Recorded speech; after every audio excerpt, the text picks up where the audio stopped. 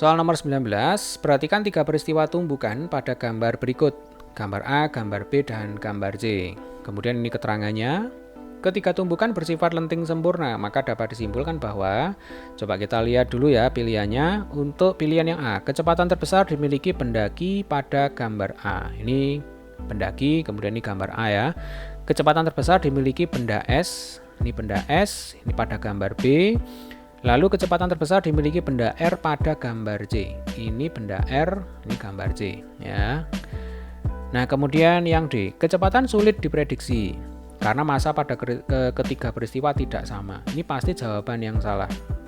Karena bagaimanapun juga kita sebenarnya bisa ya menghitung berapakah kecepatan benda kedua ya, dalam hal ini kecepatan pendaki benda S, benda R setelah bertumbukan nanti dengan hukum kekekalan momentum. Jadi yang D ini pasti salah. Kemudian yang E, kecepatan benda yang ditumbuk pada ketiga peristiwa sama. Ini pasti juga jawaban yang salah. Karena pada ketiga peristiwa tumbukan ini melibatkan massa dan kecepatan yang berbeda-beda, ya.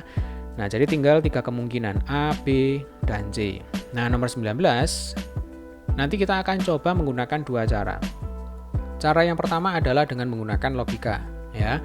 Nah, cara yang kedua nanti kita akan hitung secara matematis, yaitu dengan menggunakan hukum kekekalan momentum. Karena kalau pada peristiwa tumbukan berarti nanti tunduk dengan hukum kekekalan momentum, ya. Momentum sebelum dan sesudah tumbukan itu sama besar. Kemudian karena di soal diketahui bahwa tumbukannya bersifat lenting sempurna, maka koefisien restitusinya sama dengan 1 atau E di sini sama dengan 1. Nah, untuk cara yang pertama kita akan coba menggunakan logika, ya. Jadi di sini pada gambar A, gambar B, dan gambar C. Untuk gambar A, ini benda pertama ya bermassa 8M menumbuk benda kedua bermassa M. Kita misalkan aja berarti benda pertama ini taruhlah tank begitu ya. Tank bertumbukan dengan mobil. Ya. Kemudian kalau pada gambar B ini berarti mobil bertumbukan dengan tank. Atau tank ini menabrak mobil. Kemudian kalau yang gambar B ini berarti mobil menabrak tank. Kemudian untuk gambar C ini berarti tank bertumbukan dengan tank. Ya. Nah, manakah dari ketiga peristiwa tumbukan ini yang menghasilkan kecepatan benda kedua ya, dalam hal ini adalah pendaki, benda S, dan benda R itu yang paling besar. Kita mulai dari gambar A dulu ya. Coba gunakan logika.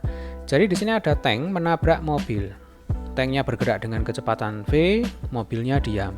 Nah, tentu saja kalau kita bandingkan dengan gambar B dan gambar C, kecepatan mobil setelah bertumbukan ya, dalam ini adalah kecepatan benda kedua ya, berarti VQ aksen maksudnya setelah bertumbukan tentu akan menghasilkan kecepatan yang lebih besar ya, bahkan ini yang terbesar dibandingkan pada peristiwa tumbukan gambar B dan gambar C.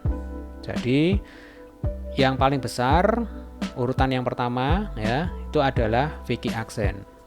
Kemudian urutan yang kedua itu mestinya adalah tumbukan antara tank dengan tank ya. Jadi ini sama-sama besarnya. Benda besar bertumbukan dengan benda besar. Benda besar yang pertama bergerak dengan kecepatan V. Benda besar yang kedua diam.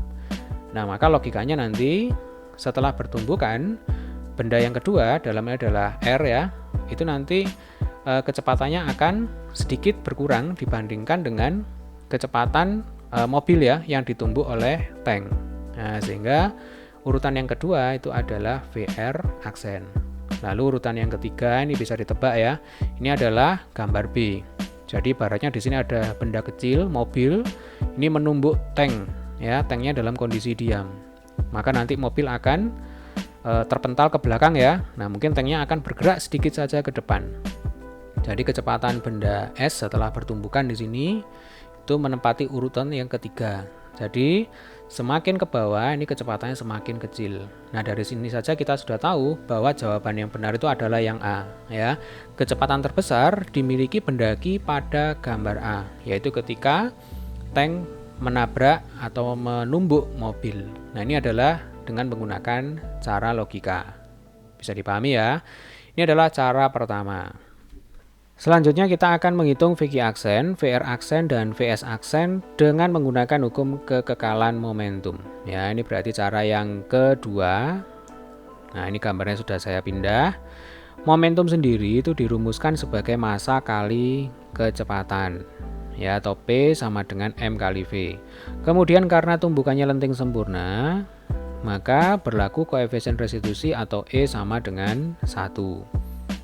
E sendiri itu dirumuskan sebagai min V1 aksen ditambah V2 aksen dibagi V1 dikurangi V2. Nah, adik-adik, pada peristiwa yang ketiga dari tumbukan ini ya, yaitu pada gambar C, ini sebenarnya kita cukup diuntungkan karena yang bertumbukan adalah dua benda dengan massa yang sama. Itu syarat yang pertama, dan syarat yang kedua, tumbukannya adalah lenting sempurna. Maka kecepatan sesudah bertumbukan itu sama dengan kecepatan sebelum bertumbukan tetapi ditukar tempatnya. Nah, maksudnya bagaimana? Coba perhatikan sini ya. Jadi kalau pada gambar C ya, ini masanya sama, yaitu 8M dan 8M. Kemudian benda pertama mula-mula bergerak dengan kecepatan V, lalu benda kedua mula-mula bergerak dengan kecepatan 0. Kemudian setelah bertumbukan, maka nanti V1 aksennya itu sama dengan V2, sementara V2 aksennya itu sama dengan V1. Jadi V1 aksen sama dengan 0, V2 aksennya sama dengan V. Jadi kalau kita bayangkan ya, mula-mula benda pertama bergerak dengan kecepatan V menumbuk benda kedua yang diam. Ini masanya sama besar. Nah, setelah bertumbukan, benda K ini jadi diam. Ya, kemudian yang benda R ini akan bergerak ke kanan setelah ditumbuk dengan kecepatan V, yaitu miliknya kecepatan benda pertama sebelum dia bertumbukan. Sehingga di sini V2 aksen sama dengan V dan arahnya adalah ke kanan. Nah, sehingga bisa kita simpulkan bahwa VR aksen itu kan sama dengan V2 aksen, berarti VR aksen sama dengan V. Jadi di sini kita sudah berhasil menemukan VR aksen tanpa menghitung. Nah, tinggal tugas kita di sini adalah menentukan VQ aksen dan VS aksen saja. Baik adik-adik, sebelum kita lanjutkan, bagi adik-adik yang belum subscribe, silakan untuk subscribe terlebih dahulu ya, supaya tidak ketinggalan apabila ada video pembahasan yang terbaru. Kita akan bahas gambar A terlebih dahulu. Pada gambar A berarti di sini ada dua buah benda. Massa benda pertama 8M, benda kedua M. Mula-mula kecepatannya V1 di sini sama dengan V dan V2-nya sama dengan 0 ya, diam.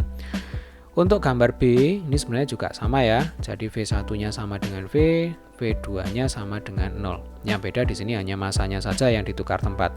Baik, hukum kekekalan momentum berarti momentum sebelum sama dengan momentum sesudah. Pada gambar A, momentum sebelum itu berarti 8M kali V. Pada gambar B, momentum sebelum itu berarti M kali V. Ingat di sini V2-nya sama dengan 0 ya. 0 kali bilangan berapapun ya 0 ya. Baik, sekarang momentum setelah bertumbukan. Pada gambar A, setelah bertumbukan berarti 8M V1 aksen ditambah M V2 aksen. Kemudian pada gambar B, M V1 aksen ditambah 8M V2 aksen. M-nya di sini bisa kita coret, sehingga ini tinggal 8V sama dengan 8V1 aksen ditambah V2 aksen. Lalu yang ini, kalau M-nya kita coret berarti V sama dengan V1 aksen ditambah 8V2 aksen. Ingat, tujuan kita adalah menghitung V2 aksen ya, berarti V1 aksen ini harus kita hilangkan. Kemudian di sini kita tahu bahwa koefisien restitusinya sama dengan 1, berarti 1 sama dengan min V1 aksen ditambah V2 aksen dibagi V1 dikurangi V2. V1-nya sama dengan V, V2-nya sama dengan 0 ya. Ini ya. Jadi V1-nya ini sama dengan V, V2-nya sama dengan 0. Sehingga 1 sama dengan min V1 aksen ditambah V2 aksen dibagi V. Kali silang ya, Dek ya. Jadinya min V1 aksen ditambah V2 aksen sama dengan V. Karena yang ingin kita hilangkan itu V1 aksen, berarti V1 aksen ini kita pindah saja ke ruas kanan ya. Jadinya ini positif V1 aksen, kemudian ini V2 aksen, V-nya pindah ke kiri jadinya negatif. Jadi V1 aksen itu sama dengan V2 aksen dikurangi V. Nah, V1 aksen ini tinggal kita masukkan ke persamaan semula. Jadi ini 8V sama dengan 8 dalam kurung V2 aksen dikurangi V ditambah V2 aksen. Kita kalikan ya, kita masukkan ini 8V2 aksen dikurangi 8V ditambah V2 aksen sama dengan 8V. 8V2 aksen ditambah V2 aksen itu sama dengan 9V2 aksen. 8V-nya pindah ke kiri, jadinya positif berarti 16V. Nah, dari sini kita peroleh V2 aksen sama dengan 16/9V. Berarti V2 aksen itu adalah VQ aksen ya deh ya. Nah, VQ aksennya sama dengan 16/9V. Sekarang kita ke gambar B. V1 aksennya itu sama dengan yang ini ya. Nah, caranya sama persis. Jadi V sama dengan V2 aksen dikurangi V ditambah 8V2 aksen. Kemudian 8V2 aksen dan V2 aksen ini sama dengan 9V2 aksen. Negatif V ke kiri jadinya positif, berarti 2V. Maka V2 aksen ketemu sama dengan 2/9V. Nah, V2 aksen ini sama dengan VS aksen, berarti VS aksen sama dengan 2/9V. Nah, dari sini kita tahu bahwa VQ aksen itu sama dengan 16/9V. Kemudian VS aksen itu sama dengan 2/9V ya. Ini berarti 0, sekian ya. Kemudian VR aksen itu sama dengan V. Nah, sehingga bisa kita simpulkan bahwa VQ aksen itu adalah kecepatan yang paling besar jika dibandingkan dengan VS aksen dan VR aksen. Sehingga untuk soal nomor 19 ini jawabannya adalah yang A. Baiklah adik-adik, demikian tadi pembahasan soal nomor 19. Nah, kembali lagi bagi adik-adik yang belum subscribe, silakan untuk subscribe terlebih dahulu ya. Sampai ketemu di video pembahasan soal-soal selanjutnya. Selamat belajar dan semoga bermanfaat.